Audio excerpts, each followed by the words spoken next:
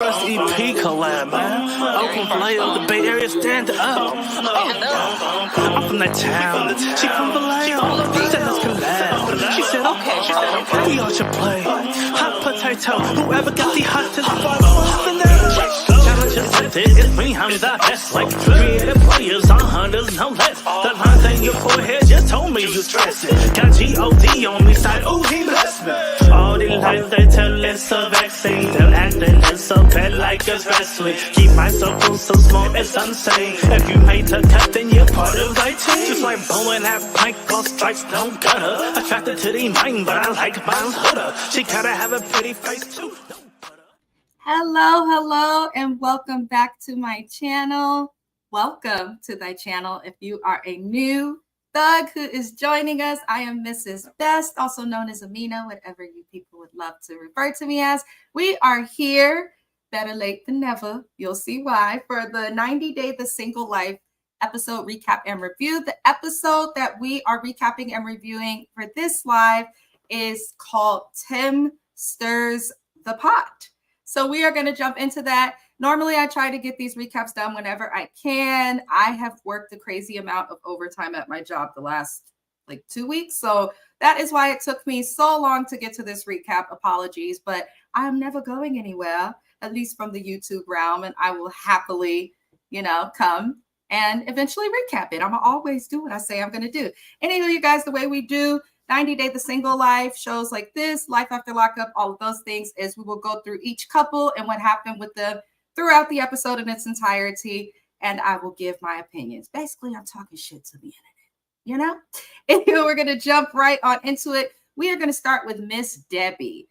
Debbie is, 68? She's our oldest single person on this series. I like Debbie a lot. She's got a great personality. I think she looks good for her age. She's just eccentric, and nothing's wrong with that. So Debbie has decided to go and see Ruben. Ruben is somebody that she's talking to for online dating because she says that online dating gives her hope. And the guy we saw her on the date with on the last episode, he took her to this weird monster mini golf, said he does it all the time. She scared a weirdo off because she decided to disclose all of the history of her ex. Tip for those who are dating: don't go on a date talking about your ex. They don't care. Whatever it was, it didn't work, and that's why you're there. Now, unless you have kids or were married for a long time, you don't want to talk about your ex, especially when you chased him to Morocco and he was literally young enough to be your great-grandchild. So that kind of scared Russ off. He had no issue with her going to Morocco and almost marrying him. The issue that Russ had was age. And that is actually reasonable because at 68, if someone's dating a 24-year-old, you have to look at them like, what are you doing? You could have been alive twice and that 24-year-old still wouldn't have been born. So I think she should stick to men at the very least over 40, in my opinion, because intentions look shady. Anywho, so, Ruben is the new guy that she is interested in and she's been talking to through the online dating.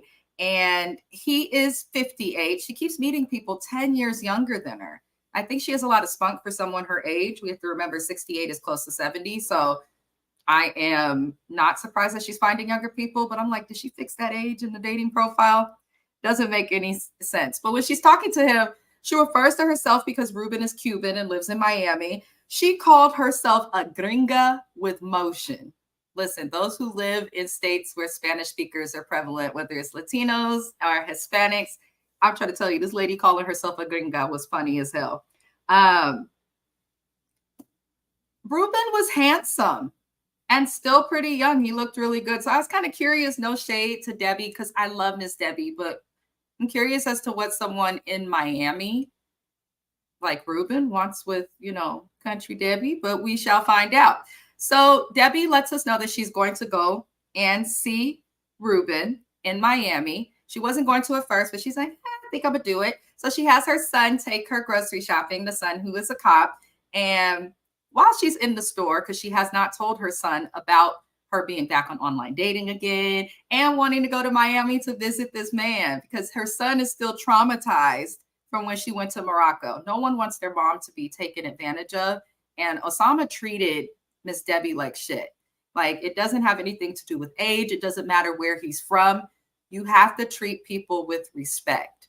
And I don't know what these people on 90 Day Fiancé, the people who are, you know, not American, are doing. And the reason I say that is because you guys know that you're on camera. You have a brain. I assume you have some type of common sense. Why are you on camera like Osama did? Basically, like, come on, let's just make it work so I can get to the country. No, now they're not going to want you, even if you find somebody. Anywho, so Debbie picks up condoms with her child. And she traumatizes her son and says, well, I might need these condoms because I'm going to go see a guy named Ruben. I said, oh, my God. Listen, old people got to get it in, too. Old people absolutely still have sex. I would think. I'm not in their bedroom, though, so I don't know. Anyhow, she says she's excited for her hot date, and her son wants to come with her. He says he's going to hang around. He's not going to interrupt stuff. He just wants to check out the, situation, which I actually did for son because he loves his mom. And that's how it should be. So we will see what happens with Miss Debbie a little bit later. Let's get into the next couple or person. I think I'm going to save Veronica and Tim for last because there was just a lot. So we'll move into Chantel. Chantel, I love you to death. I've loved Chantel since I saw her on 90 Day originally when she first met Pedro, but she's boring. I've always thought that and said that when I recapped The Family Chantel. It seemed like the families carried the show in terms of interest, drama, and nothing's wrong with that because that means Chantel's not drama, but she's boring and she's coming off as incredibly disingenuous, like the way she talks. And yeah, and I'm excited because I want to go on a hot date with my Greek king. Like, I can't take her seriously. I feel like she's just doing this for the camera. Or she could be genuinely awkward with dating, but I don't know. Chantel just irks me sometimes. But she's traveled 4 hours across the island. She's in Greece and Crete. And she's traveled 4 hours to kick it with this young man who's only 20-something named Giannis. He is a professional football player. And, they go to meet at the restaurant. She's nervous and all of that. To me, it seemed like there was an extreme awkward silence. I don't sense any chemistry outside of maybe, bumping uglies between her and this Greek man. I just don't. It seems like they both want there to be a connection and are trying, but I just didn't sense it. So in the awkward silence, she starts asking about trivial, shallow shit, such as tattoos and stuff. And she gets excited about the Spartans. I'm like, so you want to go to Greece to find a man? You find a man who is Greek, and the only thing you can bring up is Sparta? What the hell, Chantel? I just thought that was strange. He had a Spartan seal tattoo, which she loved. But Giannis basically has hopes that Chantel will fall in love with him and his hometown, which I thought was sweet. I guess, like, I'm from Oakland, so I don't expect anybody to fall in love with my fucking hometown. If I'm being entirely honest, I hardly have love for it anymore. But that's what Giannis wants. I thought that was sweet. So at the end of it, Chantel says she liked the date and she had a good time. I thought the date was a disaster personally. But she says that he lives too far when she looks at the reality of the situation. And that irritated me because you just said that you intentionally want to find a person who is international, meaning not from America. And now you're complaining about the reality of him living too far. So if you don't want someone that lives too far, maybe try finding someone in California. Hell, that's closer than Greece. She lives in Georgia. You've got lots of states over there. I just don't understand why you would go to Greece looking for love and then complain once you find someone you like that they're too far. That's the stupidest fucking thing that I have ever heard. Give me a moment, you guys. I'm going to go off camera real fast. The next couple we're going to get into, because Chantel did not give a shit, is going to be John. He is dating somebody by the name of Megan, who lives in San Antonio, Texas. John, to me, seems to be a couch surfer who's goofy. It's not attractive when you're a man who's like, oh, yeah, I'm just a fuckboy. I'm a player. This is what I do. The thought of settling down is a lot. He should not be dating. What he needs to do is find a house where he has his own couch he can sleep on, not his brother and his husband and his other brother and his wife. Like, that's super unattractive to me, is a man who can't like be self-sufficient. I just, it bothers me. It bothers me a lot. And John is not self-sufficient, in my opinion. So he flies to Texas to see Megan, and more proof that he's not self-sufficient. He forgot to pack deodorant, cologne, and toothpaste. That's his business. But he meets with Megan, and she seems cool. They go back to the hotel room. Now, this couple has been talking. It's been long distance. Most of what they've done has been sexual. I guess they have good sexual chemistry, but they don't know if they get along. They haven't gone on dates. So they want to do that, but they still go straight to the hotel room. The scene with the vibrators, bro. He's like, every woman's different. Some women are harder to get off. What I'm hearing is that you don't perform well, because why have you went and purchased vibrators and stuff? I don't need those things in my life. Shout out to Mr. Best. That's all I'm gonna say. But I think that's a little different, but at least he had them. And I'm like, are you using these same products on different women? Because the way he explained it, he was like, different women, have different needs. Some are, it's easier to get them there. Some it's harder to get them there. And I'm just like, I hope you're buying a new one each time, because you shouldn't just be going vibrator to vibrator to vibrator. That's weird.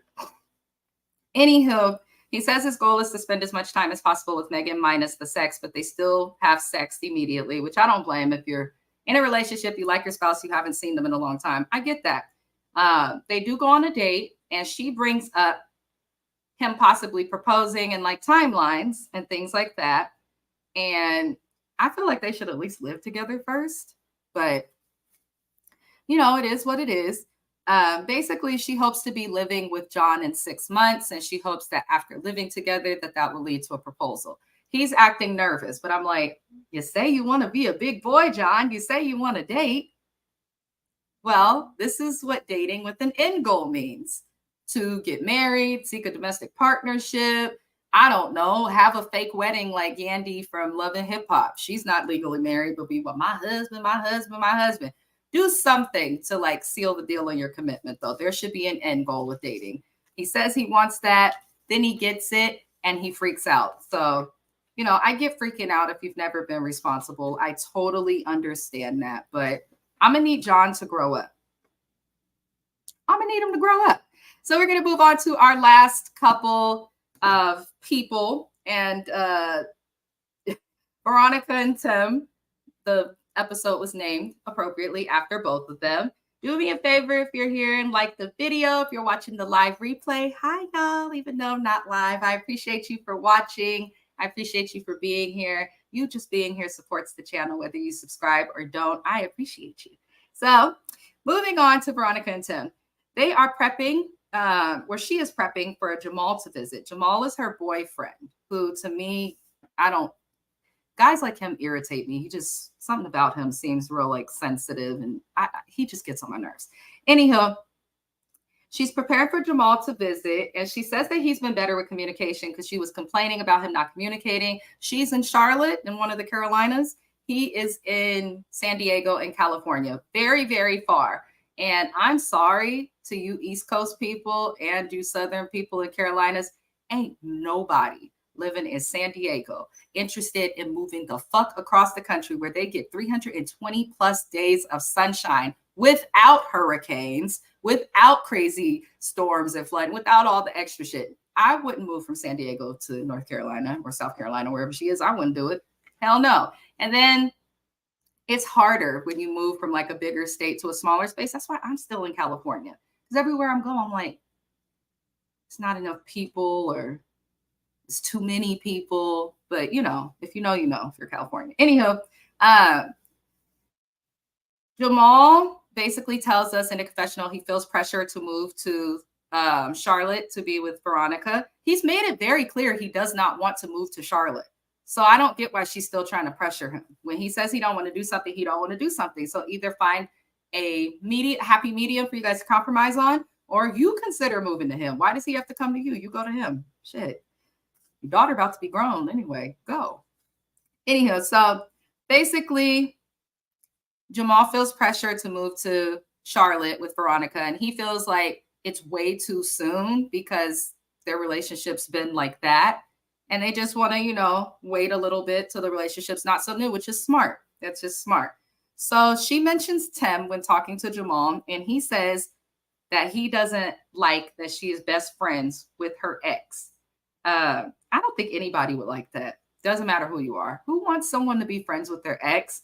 You could say that's a mature thing, but let's call it what it is. If Jamal had a female best friend who he also dated, who helped raise his child, who is attractive, she would feel a fucking way. So it's interesting that she expects everybody to accept him. But, if the roles were reversed, I don't think it would be that way for her. Anywho, her daughter comes out, cute kid, seems like a good kid, seems like she has a good head on her shoulders. And she asks Jamal how he likes Charlotte. And he says, basically what I just said, it's too slow. It's too slow for him. And that's just what it is. I know Charlotte is up and coming to some people and they're like, oh, there's a lot going on. We're not negating that. But compared to California, that shit is slow. Like, I'm not talking going from a regular car to driving a Toyota Prius where they don't fucking drive fast enough. If you drive a Prius, get your ass out the fast lane if you're watching this. We don't mind you, but why are you in the fast lane going 50 when the speed limit is 65? And anywho, I got sidetracked, but basically it's too slow. It's way too slow for him. And her daughter seems to get it. And I like that he gets along with her daughter. And I think that's a good thing. If you're going to date someone with children, whether they are teenagers, grown, or little kids, like small kids, it's important to have some type of a good relationship with the kids because you want them to be comfortable. And the kids should always come first if they're, under 18. So the next thing we see is Jamal and Veronica going on a little pedal pub, which is when you pedal while you're drinking. So you're burning the calories of drinking as you drink. I'm not paying for that. I can get on my own bike and do that for free, but to each his own. And she's there with all of Jamal's East Coast friends.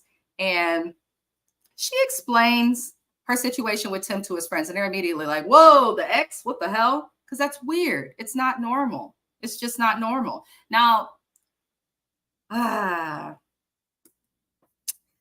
Jamal mentions that Tim is not the actual biological dad to Chloe, which is Veronica's daughter. And his friends see that as a red flag. I understand why the friends see it as a red flag, but I also understand Tim's side of it. Tim was there for the bulk of Chloe's life and contributed to her life as that father figure. So I get that. I do get Tim's side of being a dad, but I also understand how they're like, you're not even a biological dad, dude. Like, chill out. Like, this is a red flag. Why are you still around? They're probably thinking he's using the kid as a way to still be around Veronica, which I don't know. Tim seems to be dating himself, so I don't know. It's just a lot of drama, their friendship, in my opinion. Anywho, the next thing we see is Jamal, the friends, and Tim finally joins them for dinner. And when Tim comes in and Jamal's friends are talking, they bring up Charlotte again. And they're like, we like Charlotte, because Tim's like, hey, how do you guys like Charlotte? You know, what you would ask guests in your town. And his friends are like, we like it. And Tim is like, I don't know, which he's been very vocal and honest about in general. But I felt like he had an attitude as soon as Tim showed up. And then he going to try and play that for some other stuff. So Jamal's friends say that they cannot see Jamal moving to Charlotte, which obviously anybody with binoculars or, sight can see that.